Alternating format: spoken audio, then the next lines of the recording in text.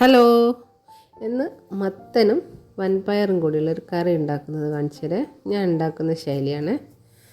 വൻപയർ ഇത് 2 പിടി തലേന്ന് വെള്ളത്തിലിട്ട് വെച്ചതാണ്. മത്തൻ ചെറിയ കഷ്ണം തോലെല്ലാം കളഞ്ഞ് മത്തനും വൻപയറും കൂടി കുക്കറിൻ്റെ അകത്തിട്ട് 4-5 പച്ചമുളക്, കുറച്ച് മഞ്ഞൾപ്പൊടി, കുറച്ച് മുളക് പൊടി, ഉപ്പും ചേർത്ത് വെള്ളം ഒഴിച്ച്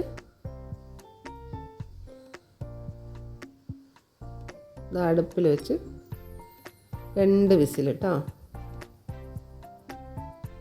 ഇത് ഏകദേശം എല്ലാം വെന്ത് റെഡി ആയിട്ടുണ്ട്. അധികം വേവ് വേണ്ടാത്തവരാണെങ്കിൽ 1 വിസിൽ മതിയേ. കുറച്ച് ചെറിയ ഉള്ളി, സാദാ ജീരകം, ചെറിയ ജീരകം, പിന്നെ അരച്ച് വെച്ച തേങ്ങ 2 സ്പൂൺ ഇട്ടിട്ടുണ്ട്. നന്നായി ഇളക്കി കൊടുക്കുക. ഇനി കുറച്ച് നെയ്യിൽ ഞാൻ നെയ്യും വെളിച്ചെണ്ണയും കൂടി മിക്സ് ആക്കിയിട്ടുണ്ട്. നെയ്യ് മാത്രമാകുമ്പോൾ നല്ല ടേസ്റ്റ് കൂടും. അതിനകത്ത് 1 പിടി തേങ്ങ നല്ല ഗോൾഡൻ കളറാക്കി വറുത്തെടുക്കുക. എന്നിട്ട് ഇതിലേക്ക് ചേർക്കുക.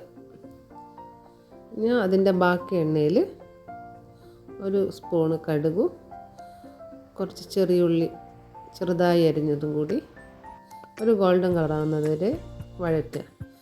കുറച്ച് കറിവേപ്പിലയും വറ്റൽമുളകും അതും കൂടി നമ്മൾ വറവിലേക്ക് ചേർക്കുന്നുണ്ട്.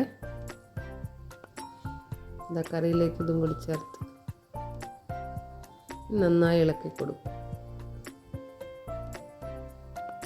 അടിപൊളി മത്തനും വൻപയറും കൂടിയുള്ള കറി റെഡിയായി.